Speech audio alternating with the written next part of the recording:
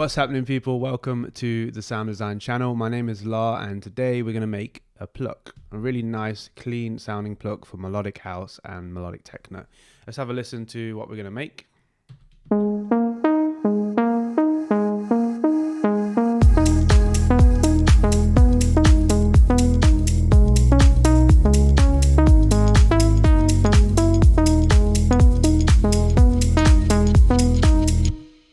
Cool. So yeah, as you can see there, it's made in Diva. It's probably my synth of choice. I do use Diva for a lot of synths because it just has a really nice tone to it.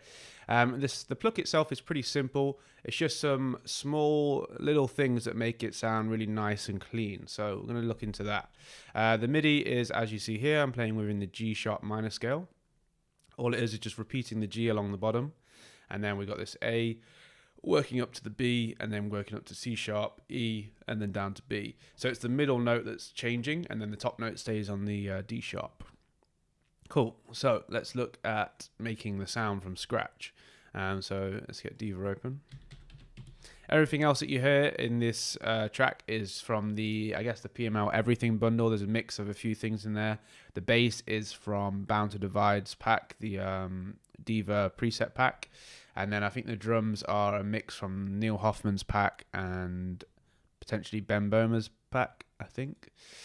Cool, so let's take a look here.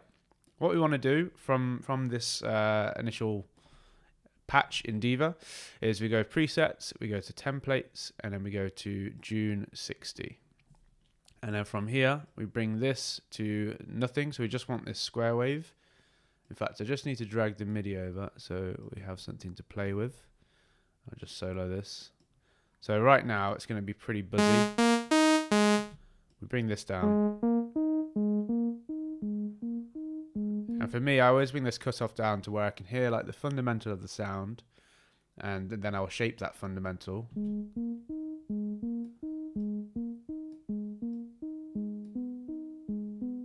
Yeah, nice. You can hear it a little bit. I'll turn it up a bit and use this multi-core. This just uses less CPU. Okay, cool. So we need to change this. This is just a very small thing, but these different modules that you have, they do make a difference to the sound. They change it slightly. So it's good to play around with them and see what you like, because they're based off real synths.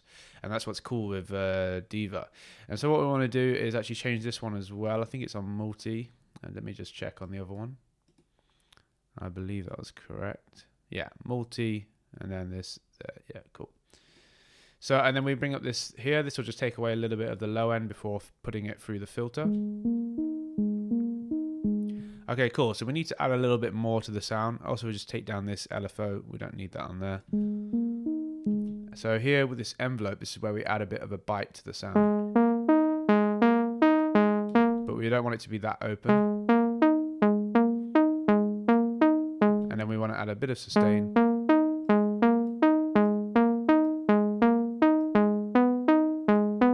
Yeah. This attack, you kind of want to fine tune it really. I mean, you can have it however you like. You could have it really plucky or really like aggressive. Or you can have a little bit of a, you know, a wum wum wum. You know, that's exaggerating it. And we can put some of this velocity and key tracking on as well. And that's going to make it so that it reacts to velocity and it reacts to key tracking. So as you work up the keyboard, it's going to react to that. You can also assign that to the filter. Cool. So we need some reverb on there as well.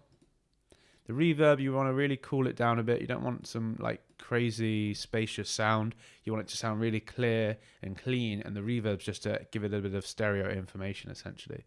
So we bring the size down a little bit, and then the decay, you want it to be pretty short. Yeah, around there is pretty good. Cool, we're going to add another 2 voices. I'm going to put this on Divine. Very small details this is, but what we can actually do with these voices is make them detune slightly as it cycles through those voices. So we can make all these voices a little bit different, not by much, don't go crazy. And we're going to put this voice drift up a bit. So it's cycling through the voices. And then you can add more detune tune and more voice drift as it goes through. The last thing that we're going to do is just add a slight bit of movement to it. So we're going to add this LFO here. You could leave it as it is and not mess around with this. But with that, it's a little bit too aggressive. So we're going to put this on 1/4 and then bring the depth over. And put this on the sine wave. And sync it. So what that's doing is it's opening the cutoff just at a certain timing. I think it's like pretty much in time with the kick. And it's just like exaggerating that upbeat. It's going and it's just really yeah, it helps with the groove, I think. Okay, cool. So I'm just gonna see if this is sounding pretty close. We're gonna yeah, we'll listen with everything and we'll see if it's close enough. And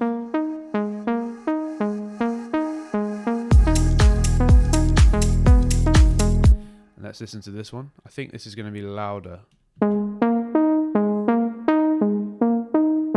Yeah. So all we need to do is actually add a bit of the processing. I just took away a bit of the low end.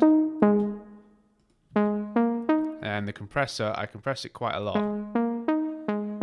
Not a huge amount, but to around 5 dBs of gain reduction, but with the attack at around 3, and then the release at around 2. So that way it's just grabbing the, it's grabbing it a little bit, but not too harshly. So it's still letting in that initial pluck or initial transient. So we're going to bring up the gain reduction, the makeup. Now it sounds pretty full. Let me just turn this off and on so you can hear the difference.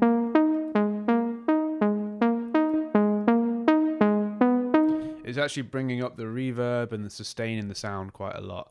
And then the next thing we want to do is just add a preset saturator called Warm the Highs. And this is not doing a huge amount, but it does add a little bit of crispness. Actually leave the dry wet pretty high because it's not a huge effect. And then the last thing is just a sidechain compressor, which I'm just going to take from here. Everybody knows how to do sidechain compression. It's pretty simple, but just make sure with the ratio you want it to be pretty low.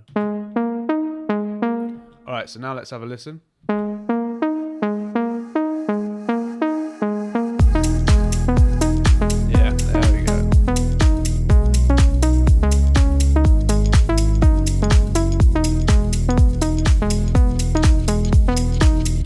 Cool. So I hope you enjoyed this, guys. I hope it was helpful in any way. If it was, let us know in the comments. Like the video, subscribe, hit the notification button. Just support the channel the best way you can. And yeah, that's it. I will follow up with this video, possibly show you like the bass and anything else that you want to see. Just let me know and I'll do a video on it. Thank you very much, guys. I'll catch you in the next one.